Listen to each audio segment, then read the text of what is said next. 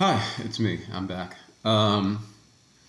So this is going to be a little B flat major blues thing, and what I'm going to do is put some kind of bass notes in between some of the chords, and there'll be a PDF in the comments section, a link to it, and that'll have the chord grids, but also some triangles that'll show like where some of the bass notes are relative to that chord at that time. So let me play through it, and then hopefully you can just kind of look at the sheet and follow along and see that pretty well. So it goes something like this.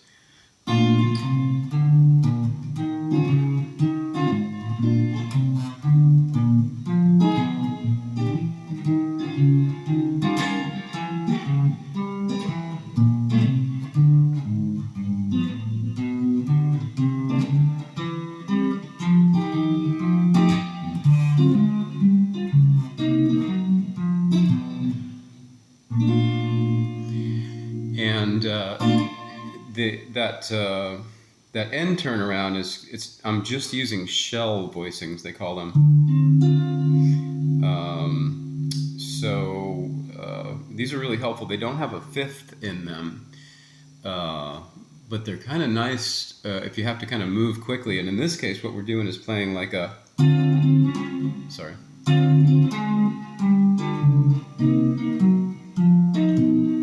putting those little bass notes leading in between, and it's helpful sometimes to just play that nice little shell voicing. Still gives you most of the information of the chord. And actually, while we're on that topic, let me just throw a couple of shapes at you. Like, for instance, these are 3-string voicings, and it's pretty easy to learn a nice little shell voicing vocabulary. So this would be a major 7. I have, well, I'm playing a B flat here, so it's 6x7 7. If you want to change that to a dominant, you just drop your middle finger here. Oh, and speaking of fingering, I always keep my ring finger with shell voicings on the third, well, not the third string, well, I guess it is always, yeah, on the third string. And that way it's only these other 2 fingers that move most of the time. It's kind of nice. So anyway, so it's 6x7 7. That's a major 7. To make it a dominant, you just drop that middle note down. And to make the minor 7, drop the other finger. And so you got 3 easy shapes: major 7, dominant 7, and minor 7, all on the same fret there. And then if we want to move up to a 5th string root version of them, now I'm on an E flat major 7. This is root 3rd, major 7th, no 5th again. So there's your major 7, really easy to play. And by the way, if there's other music going on and a bass player and everything else, you don't need some huge chord all the time, especially if you have to move quickly. So in this case, it's 6 5 7. Drop the ring finger. We have a 6 5 6. That's a dominant 7, major 7, dominant 7, root 3rd, flat 7. And then I'm going to drop this note and play a minor 7. So now I have 6 4 6. So major 7, dominant 7, minor 7. Pretty easy. And again, that ring finger can stay right on the that same string all the time. Kind of keeps you anchored. And that makes like that little maneuver at the end, that turnaround, makes that pretty easy. I'll give also a variation on the turnaround at the end.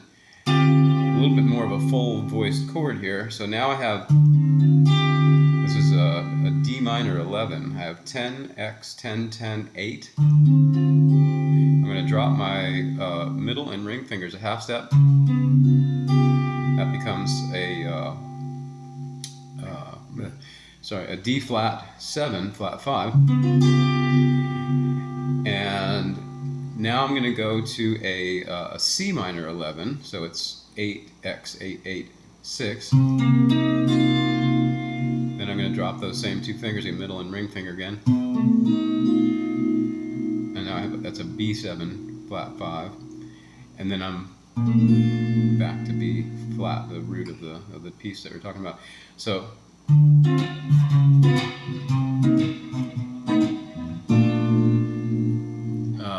there's a term for that. It's called back cycling. It's just kind of going down chromatically.